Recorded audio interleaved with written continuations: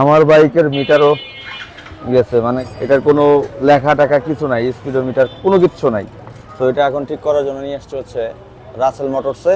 Totally off, just লাইটগুলো জ্বলতেছে, আপনার সিগন্যালগুলো। প্রবলেম কি? প্রবলেম মাদারবোর্ড থেকে প্রবলেম। আজকে আপনার এই মিটারটার আমরা করব মাদারবোর্ডের সার্ভিসিং করব, প্লাস সাথে এই ব্যাকগ্রাউন্ডের যেটা ব্যাকলাইট, হ্যাঁ হ্যাঁ, যে এলইডিগুলো এগুলো চেঞ্জ করে দিব।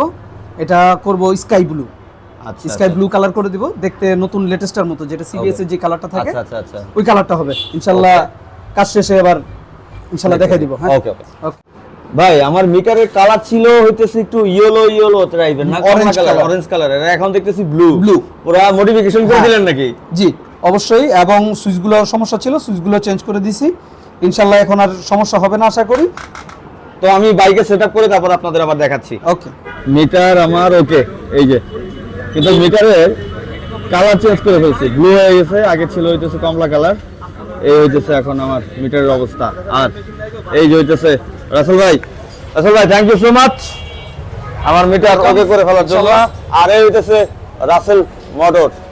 যদি আপনার বাইকের মিটার ঠিক করতে চান তাহলে চলে আসবেন মিরপুর 10-এ, রাইট? হ্যাঁ অবশ্যই, মিরপুর 10 বাইক পট্টি। ওকে, বাইক পট্টি। আর স্ক্রিনে থাকা নাম্বারে কন্ট্যাক্ট করতে পারেন। তো এখন আল্লাহ হাফেজ। আল্লাহ হাফেজ।